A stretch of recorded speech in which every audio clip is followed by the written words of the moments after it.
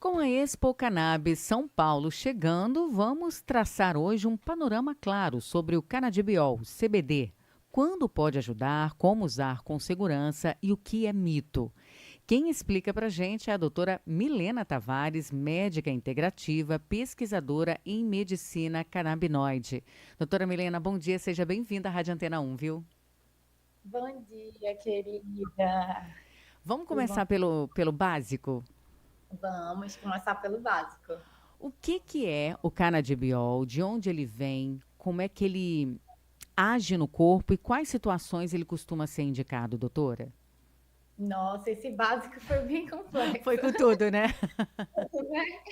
Vamos lá, o que é o CBD, né? O canabidiol. O canabidiol é um dos elementos da planta cannabis que a gente entende como fitocannabinoide, que é um tipo de estrutura química que interage diretamente com o nosso sistema endocannabinoide, que é um sistema fisiológico, Uhum. inato, que todo mundo tem, independente de ter acesso ou não à planta.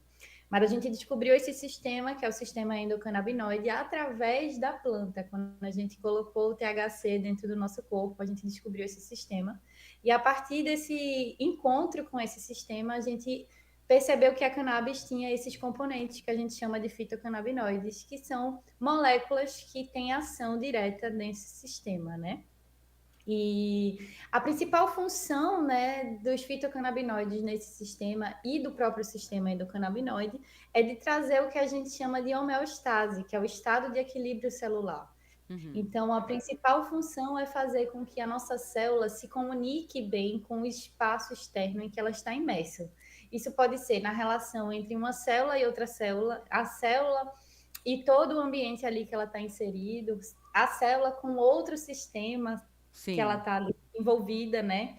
Às vezes é uma célula que produz um hormônio que vai para caminhar para outro lugar, está no intestino, mas vai para o cérebro, por exemplo. Então, ela ajuda a regular esses diálogos, né? Então, a grande função desse sistema endocannabinoide é aprimorar, refinar a comunicação celular dentro do nosso corpo e assim trazer o estado de equilíbrio, que é o estado de tendência da vida, né? A vida pulsa pelo equilíbrio.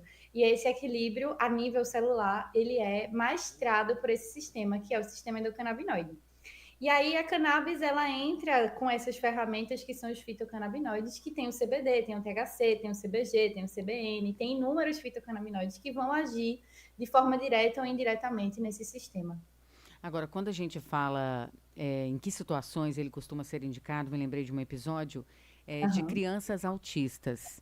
Já foi Uhum. comprovado que o uso do CBD no tratamento de crianças autistas, já Sim, acompanhadas ao longo da condição, já foram positivas, né? sim. Isso é muito importante a gente reforçar também, né?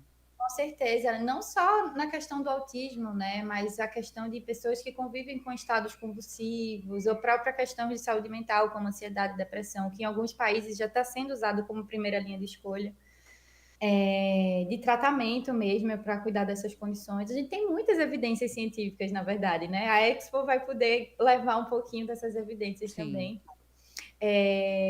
Mas em muitos casos, existe a aplicabilidade desses fitocannabinoides, que vai desde questões de saúde mental até questões de desequilíbrios realmente mais profundos, como até o próprio câncer, né? Aham. Tem muitos estudos em andamento para o tratamento do câncer de mama, por exemplo, com o auxílio do THC, estudos que têm mostrado um resultado muito positivo, inclusive.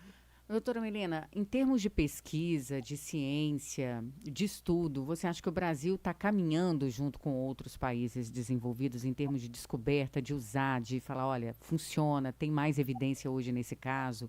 A gente está acompanhando essa evolução? Eu acho que a gente acompanha bem.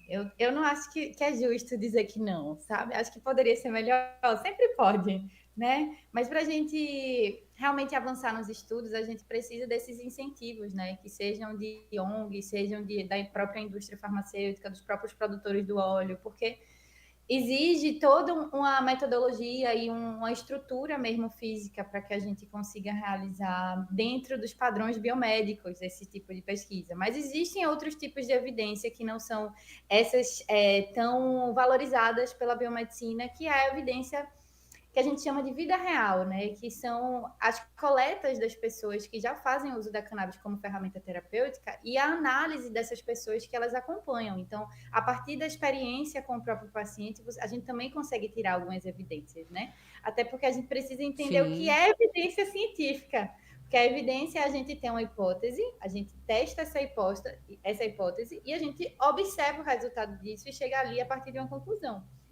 Isso não precisa só ser feito no laboratório, né? Existe evidência científica que parte da sociologia, da filosofia, da antropologia, que são mais observacionais, e a gente pode também se nutrir dessas evidências. Agora, doutora, quem que não deve usar ou precisa de uma avaliação extra, por exemplo? Olha, as contraindicações absolutas mesmo, elas são bem raras, né? Quando a gente pensa que o metabolismo dessas substâncias é hepático, a gente tem que estar atento aos pacientes que têm hepatopatias graves, porque a gente sabe que é mais uma substância a ser metabolizada nesse fígado e pode influenciar naquela patologia que já está ali exposta, né?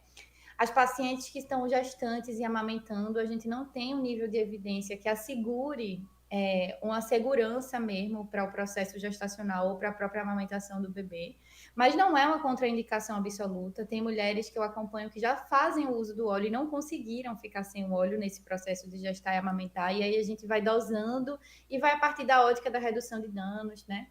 Então, a gente algumas medicações que interagem e a gente precisa estar de olho quando as pessoas fazem uso dessas medicações, porque a gente pode atravessar a farmacocinética dessas medicações e elas ficarem diferentes no corpo, mais disponíveis, com efeitos mais intensos. Então, a gente também precisa ter cuidado com as medicações que as pessoas fazem uso. E existe um anticoagulante, que é o Marevan, que a gente tem alguns estudos que mostram que é uma interação bem delicada. Então, as pessoas que fazem esse uso desse anticoagulante têm que ter um pouco mais de cuidado para a gente não correr riscos de ter sangramentos e algumas condições, porque a Ele, metabolização desse remédio é no fígado. ele poderia, talvez, potencializar ou atrapalhar outros medicamentos. Isso tem que ser acompanhado também com calma, né? Exatamente, exatamente, Agora, exatamente. doutora Milena, mitos e cuidados práticos. A gente fala muito aqui dentro, quando a gente vai entrevistar médicos, o que que é mito, o que que é verdade, né? O CBD, ele não é uma cura total. Qual que é a importância de acompanhamento médico durante todo o tratamento? Ele é uma cura. O que que a gente pode dizer em relação a isso? Nossa, cura eu acho uma palavra muito forte para a gente Forte. usar para qualquer coisa. Acho que a cura é quando a gente mobiliza a raiz desses processos do desequilíbrio. E eu acho que isso não é uma substância externa que vai dar para a gente, é um movimento que a gente faz na vida de mudança comportamental. E aí a gente consegue chegar nos desequilíbrios na raiz e mover a cura. Mas o CBD, ele tem uma potência de cuidado para esse caminho de cura muito grande. Realmente é um sistema que está em todos os nossos sistemas anatômicos. Sistema nervoso central, sistema digestivo, sistema respiratório, sistema reprodutor, sistema gastrointestinal. Então, por mais que o paciente chegue querendo cuidar do sono, por exemplo, ou querendo cuidar do estresse, a gente vai estar envolvendo todo o corpo. E esse lugar traz uma potência que eu acho muito única dessa molécula, não só dela, mas de outros fitocannabinoides também, que é de trazer uma organização de forma ampliada dentro do corpo. E esse lugar possibilita a gente, às vezes, encontrar caminhos para essa cura. Quando a gente está menos ansioso, quando a gente está menos irritado, quando a gente está menos estressado, quando a gente está sem dor, a gente consegue entender melhor os nossos processos que estão levando a esses desequilíbrios também. Qual é a parte que me cabe? Então, nesse lugar, acho que sim, o CBD ele tem um potencial na cura, mas não necessariamente ele é a cura. Doutora Milena Tavares, médica integrativa, pesquisadora em medicina canabinoide, muito obrigada, viu, pela sua presença, pelos esclarecimentos aqui também no nosso programa de hoje. Gratidão também, gratidão. Até a Uma honra estar próxima. aqui. Até a próxima.